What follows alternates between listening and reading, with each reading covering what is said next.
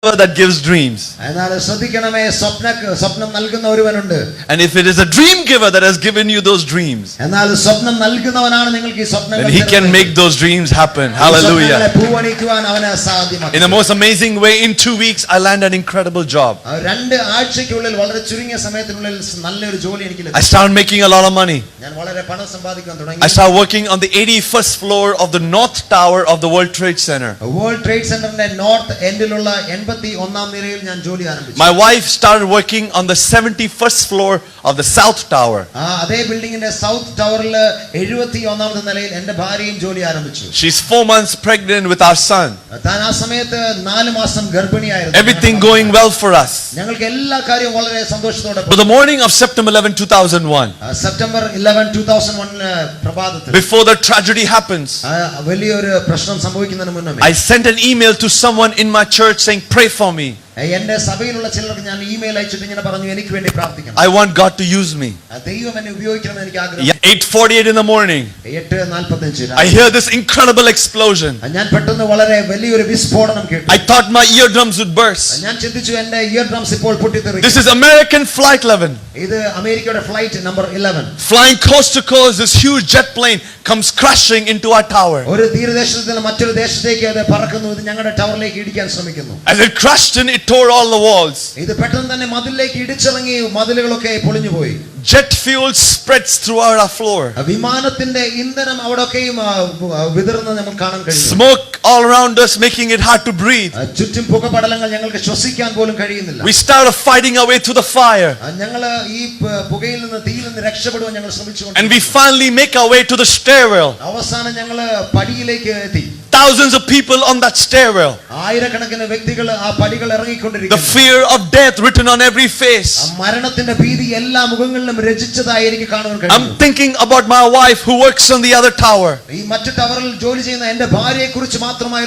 I'm trying to reach her through my cell phone, and I cannot reach her.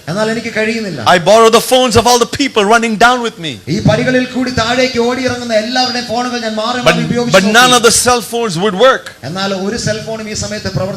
We hear another explosion. This is the second plane crashing into the second tower. It took me more than an hour to come down 81 floors. Reach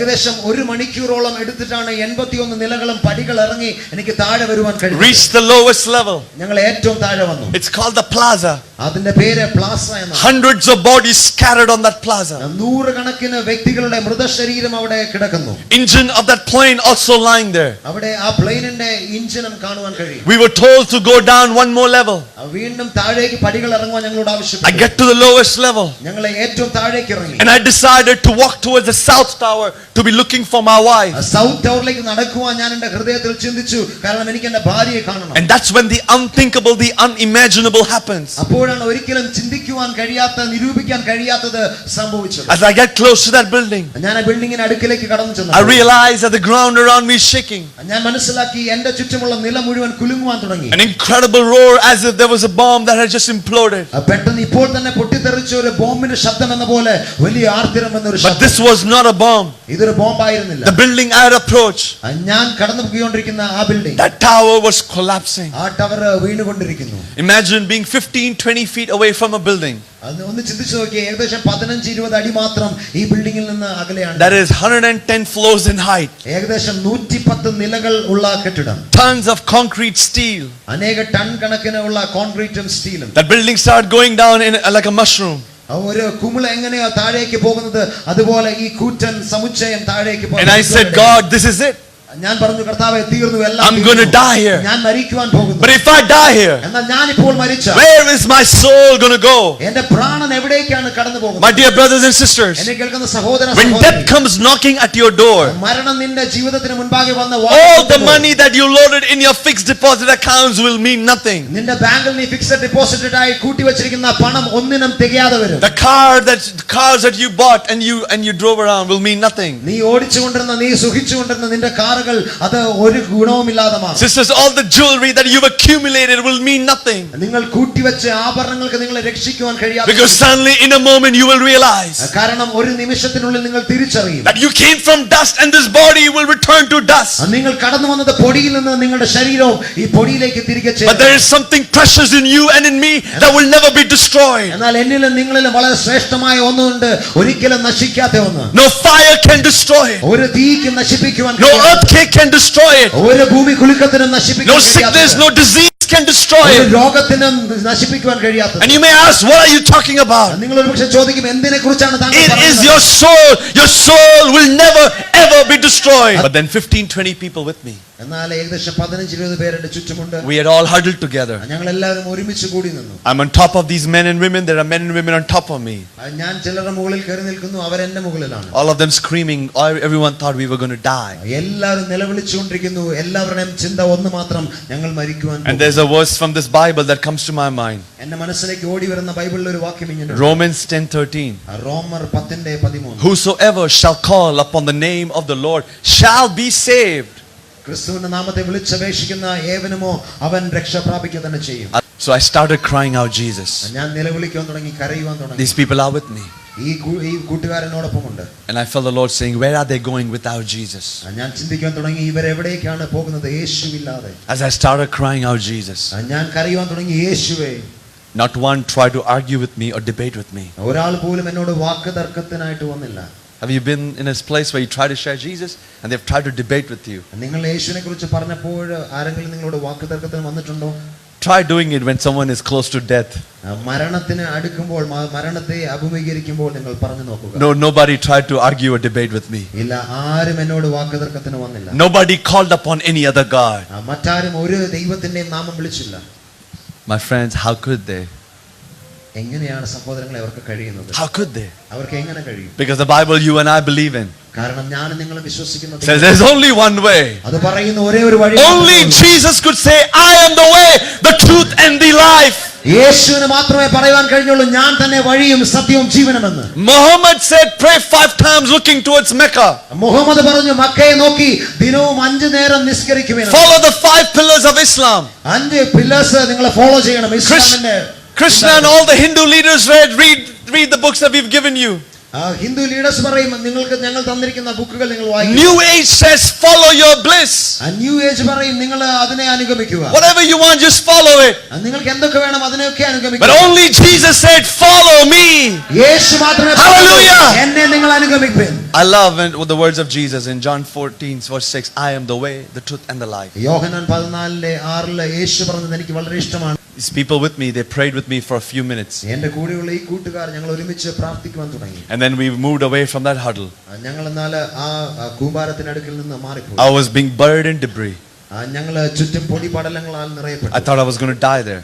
ഞാൻ ചിന്തിച്ചു ഞാൻ മരണപ്പെടാൻ പോകുകയാണ്. After 15-20 minutes, I tried to get up and plastered with glass and soot.